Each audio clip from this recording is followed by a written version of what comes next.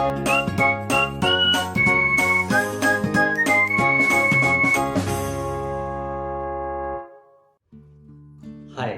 मैं रौनक Gupta, creator and crafter ज्ञानी रुद्रा। स्वागत करता हूं आप सभी का फिर से हमारी करियर प्लानिंग सीरीज के एक नए और इंटरेस्टिंग वीडियो में, जिसकी थीम है career in robotics and automation. So basically आज हम बात करेंगे रोबोटिक्स एंड ऑटोमेशन के बारे में, यानी कि रोबोटिक्स ऑटोमेशन क्या है, किस तरह की करियर अपॉर्चुनिटीज़ हैं और किस तरह के कोर्सेज आपको करने चाहिए अगर आपको इस फील्ड में करियर बनाना है तो। लेकिन इसके पहले मैं आपको बताना चाहूँगा, करियर प्लानिंग सीरीज ज्ञानी रुद्रा की एक स्पेशल सीरीज है जिसमें हम आपको करियर के डिफरेंट एस्पेक्ट्स के बारे में अवेयर कराते हैं। लाइक आप अगर अपना करियर प्लान करना चाहते हैं, लाइक कि आपको करियर में कौन से डिसीजन लेने चाहिए, कौन से डिसीजन नहीं लेने चाहिए, किस तरीके के डिसीजन लेने चाहिए, किस तरीके का करियर पाथ चूज करना चाहिए, वो सारी चीज़ें हम आपको इस करियर प्लानिंग सीरीज में अवेयर करा रहे हैं। लाइक 10th के बाद क्या क्या ऑप्शंस हैं, 12th में भी साइंस, कॉमर्स, आर्ट्स, इनके बाद क्या करियर ऑप्शंस हैं, सिमिलरली इंजीनियरिंग में क्या करियर ऑप्शंस हैं। ऐसे बहुत सारे पैरामीटर्स, बहुत सारे एस्पेक्ट्स हम इस करियर प्लानिंग सीरीज में कवर कर रहे हैं। तो अगर अभी तक आपने करियर प्लानिंग सीरीज हमारी नहीं देखी है तो आप आई लिंक में दिए गए बटन के द्वारा जाकर करियर प्लानिंग सीरीज के वीडियोस देख सकते हैं। और अगर आपको फायदा होता है, हमारे वीडियोस से आपकी नॉलेज बढ़ रही है, तो आप हमारे चैनल को लाइक करिए, शेयर करिए और सब्सक्राइब जरूर करिए, ताकि आपको हमारे चैनल के नोटिफिकेशंस मिलते रहें। चलिए, तो आज हम बात करते हैं रोबोटिक्स एंड ऑटोमेशन की। सो सबसे पहले हम देखेंगे कि रोबोटिक्स एंड ऑटोमेशन है क्या।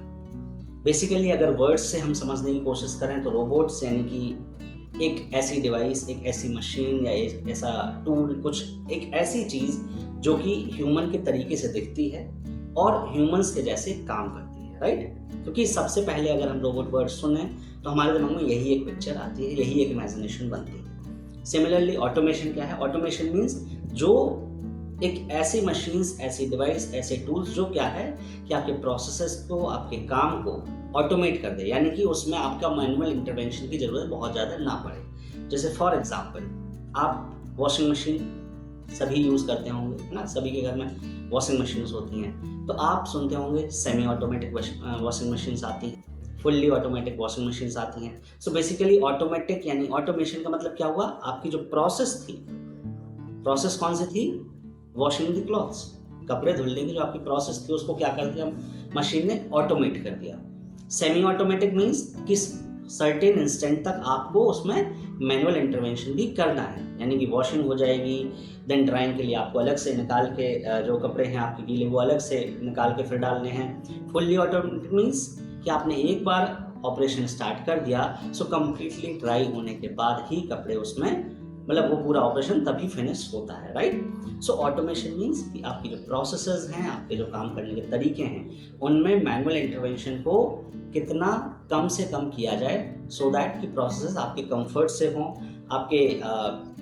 आपको आराम रहे उन प्रोसेसेस को परफॉर्म करने में, कोई रिस्क ना हो, कोई हज़ार्डस सिचुएशन ना हो और कंफर्ट आपका ज़्यादा से ज़्यादा रहे, राइट। सो ये बात हो गई रोबोटिक्स एंड ऑटोमेशन की। रोबोटिक्स एंड ऑटोमेशन बेसिकली है क्या, या किस डायरेक्शन में आपको समझना चाहिए कि रोबोटिक्स एंड ऑटोमेशन की जब बात आती है।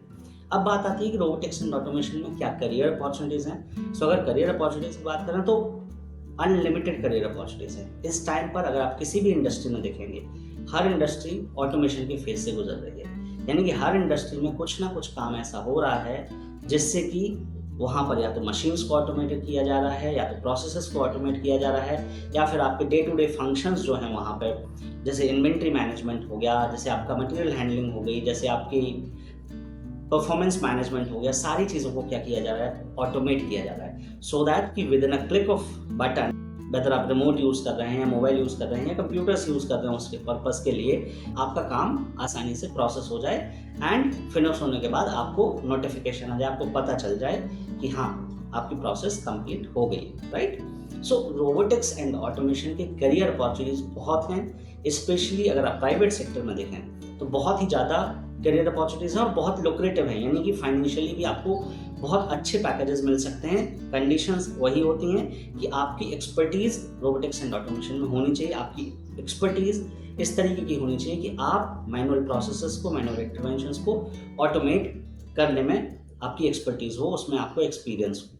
तो अब बात आती है कि रोबोटिक्स एंड ऑटोमेशन में अगर आपको करियर बनाना है तो किस तरीके के कोर्सेज आप परस्यू कर सकते हैं। सो बेसिकली अगर आप कोर्सेज की बात करें तो रोबोटिक्स एंड ऑटोमेशन अपने आप में एक मल्टी डिसिप्लिनरी फील्ड है। मल्टी डिसिप्लिनरी का मतलब कि इसमें इंजीनियरिंग के जितने भी एस्पेक्ट्स हैं, जो कॉमन एस्पेक्ट्स होते हैं, वो सारे के सारे कवर हो जाते हैं। फॉर एग्जांपल मैकेनिकल इंजीनियरिंग, तो वो भी कवर हो जाती है, क्योंकि फंडामेंटल किसी भी मशीन का जो फंडामेंटल है वो क्या है, वो बेस है उसका, वो इसका स्ट्रक्चर है, और जो कि काफ़ी हद तक आप नॉलेज आपको किस में मिलती है, मैकेनिकल इंजीनियरिंग में। सिमिलरली सेकेंड थिंग आती है इलेक्ट्रिकल इंजीनियरिंग की। सो इलेक्ट्रिकल इंजीनियरिंग क्यों? क्योंकि आपने एक बार फंडामेंटल स्ट्रक्चर प्रिपेयर कर लिया, सो आपको अब उसको मूवमेंट प्रोवाइड करना है। सो मूवमेंट के लिए मोटर्स आप लगाएंगे, ट्रांसमिशन एलिमेंट्स लगाएंगे, वो भी आप इलेक्ट्रिकल इंजीनियरिंग यानी इलेक्ट्रिकल इंजीनियरिंग के फंडामेंटल्स की हेल्प से वो सारी चीज़ें कवर करते हैं।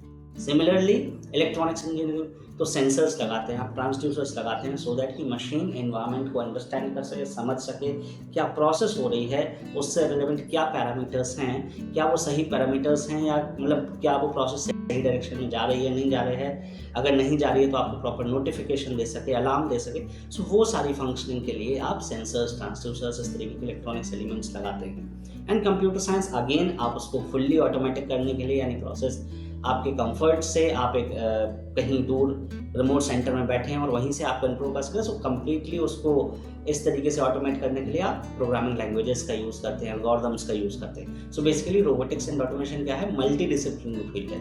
और जब इस तरीके के मल्टी डिसिप्लिनरी फील्ड में आपको करियर बनाना हो तो आपको ध्यान में ये रखना होता है कि आपको इस मल्टी डिसिप्लिनरी फील्ड के किस एस्पेक्ट पर ज़्यादा काम करने का एक्सपीरियंस या एक्सपोजर आप चाहते हैं, right.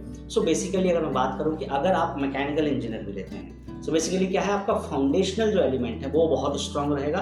At the same time आपको अदर एलिमेंट्स जो मैंने कहा, electrical engineering, control system, electronics and computer science, उनके लिए आप माइनर कोर्सेज भी ऑप्ट कर सकते हैं, उनसे रिलेवेंट आप ऑनलाइन कोर्सेज भी लर्न कर सकते हैं, और प्रैक्टिकली आप इस तरीके के गैजेट्स पे, इस तरीके की डिवाइसेस पर वर्क कर सकते हैं मैकेनिकल इंजीनियरिंग अगर आप करते हैं, सो दैट कि आप वो जो माइनर जो एलिमेंट्स आप पढ़ रहे हैं, अदर एलिमेंट्स की अंडरस्टैंडिंग के लिए, उनको आप अप्लाई करके मैकेनिकल इंजीनियरिंग के फील्ड में आप ऑटोमेशन की साइड भी जा सकते हैं। सिमिलरली इलेक्ट्रॉनिक्स अगर आप करते हैं, so electronics is all about miniaturisation, यानी कि कैसे हम बहुत बड़े बड़े एलिमेंट्स को, बड़े बड़े गैजेट्स को छोटे छोटे एलिमेंट्स से रिप्लेस करते जाएं, राइट। सो इलेक्ट्रॉनिक्स अगर आप करते हैं तो इलेक्ट्रॉनिक्स के बाद भी ऑटोमेशन में जाने का बहुत अच्छा स्कोप है। उसमें क्या है कि आपको एक बेसिक फंडामेंटल अंडरस्टैंडिंग होनी चाहिए मैकेनिकल एलिमेंट्स की, या ये कहिए कि बाकी के एलिमेंट्स की फंडामेंटल अंडरस्टैंडिंग होनी चाहिए, सो दैट कि आपको आइडिया हो कि आपको जो इलेक्ट्रॉनिक्स की नॉलेज है वो किस तरीके से यूटिलाइज करनी है मशीन्स को, डिवाइसेस को ऑटोमेट करने के लिए। सिमिलरली इलेक्ट्रिकल इंजीनियरिंग के से भी केसेस अप्लाइड हैं, और कंप्यूटर साइंस इंजीनियरिंग की अगर हम बात करें तो अगेन आपको पता होना चाहिए, अगर आप कंप्यूटर साइंस इंजीनियरिंग के थ्रू ऑटोमेशन में जाना चाह रहे हैं, so you should have a good command on the programming part, algorithm part, यानी कि जो एग्जिस्टिंग डिवाइसेस हैं, एग्जिस्टिंग मशीनरीज हैं, उनकी अगर आप फंडामेंटल नॉलेज कलेक्ट कर लेते हैं, फंडामेंटल नॉलेज समझ लेते हैं, तो आप कंप्यूटर साइंस इंजीनियरिंग करने के बाद भी ऑटोमेशन में एक अच्छा करियर बना सकते हैं, क्योंकि आपकी फंडामेंटल नॉलेज अगर है, बेसिक जो इंजीनियरिंग डोमेन्स हैं उनमें, like mechanical engineering, electronics engineering, तो क्या है, आप कंप्यूटर साइंस की जो अपनी एक्सपर्टीज़ है वो अप्लाई करके उस फंडामेंटल जो एलिमेंट्स हैं या मशीन्स हैं उनको आप ऑटोमेट कर सकते हैं। So basically robotics and automation एक मल्टी डिसिप्लिनरी फील्ड है, और मल्टी डिसिप्लिनरी फील्ड में जाने के लिए आपको एक से ज़्यादा डोमेन्स की नॉलेज, डोमेन्स की अवेयरनेस होनी चाहिए। एट द सेम टाइम ये हो सकता है कि आपको किसी एक पर्टिकुलर डोमेन में बहुत ज़्यादा एक्सपर्टीज़ है, बट ऐसा नहीं हो सकता कि आप अदर डोमेन्स को इग्नोर कर दें, क्योंकि unless and otherwise you will not have understanding of all the domains, you can not work on a completely automated machinery और कंप्लीटली ऑटोमेटेड प्रोजेक्ट, राइट। सो वो चीज़ आपको समझनी होगी। और अगर आप चाहते हैं कि इन सारे फंडामेंटल्स की नॉलेज जो mechanical engineering, electronics, electrical, computer science, इस तरीके के जो सारे डोमेन्स हैं उनकी नॉलेज आपको एक साथ मिल जाए, ऐसा कोई डोमेन हो, तो ऐसा एक डोमेन है जो आजकल में बहुत इवॉल्व हो रहा है, स्पेशली इंडिया के अंदर, that is mechatronics engineering. Mechatronics engineering में आप पढ़ते हैं मैकेनिकल के बारे में भी, इलेक्ट्रॉनिक्स के बारे में भी, इलेक्ट्रिकल के बारे में भी, और कंप्यूटर साइंस के बारे में भी। एक तरीके से आप समझ सकते हैं कि mechatronics is a dedicated career domain जिसके थ्रू आप रोबोटिक्स एंड ऑटोमेशन में अपना एक अच्छा करियर बना सकते हैं। अगर मैकेट्रॉनिक्स के बारे में आपको ज़्यादा जानना है तो मैंने लास्ट वीडियो में मैकेट्रॉनिक्स इंजीनियरिंग के बारे में कवर किया हुआ है, आप आई बटन में जाकर उस वीडियो को देख सकते हैं और समझ सकते हैं कि मैकेट्रॉनिक्स इंजीनियरिंग क्या है, राइट। सो आई होप कि आपको आइडिया लग गया होगा कि रोबोटिक्स एंड ऑटोमेशन की जब बात आती है एज अ टर्मिनोलॉजी, तो रोबोटिक्स एंड ऑटोमेशन क्या है, किस तरीके की करियर अपॉर्चुनिटीज़ हैं, किस तरीके के कोर्सेज आपको करने चाहिए, and at the same time किस तरीके से आप अपना पाथ डिज़ाइन कर सकते हैं। स्टिल अगर आपके माइंड में कोई भी डाउट है, कोई भी क्वेश्चंस हैं, तो आप कमेंट बॉक्स में भी हमसे पूछ सकते हैं। आप हमारी वेबसाइट पर जाकर एक फ्री करियर काउंसलिंग सेशन भी बुक कर सकते हैं, जिसमें आप 1-on-1 अपने करियर डाउट्स क्लियर कर सकते हैं। सो आई होप कि आपको वीडियो इंटरेस्टिंग लगा होगा, वीडियो से कुछ आपको नॉलेज मिली होगी और ये नॉलेज आपको अपने करियर को ग्रो करने में मदद करेगी। इसी के साथ मिलेंगे नेक्स्ट वीडियो में, तब तक के लिए आप जुड़े रहिए हमारे यूट्यूब चैनल से। इसको लाइक कीजिए, शेयर कीजिए, सब्सक्राइब कीजिए। धन्यवाद।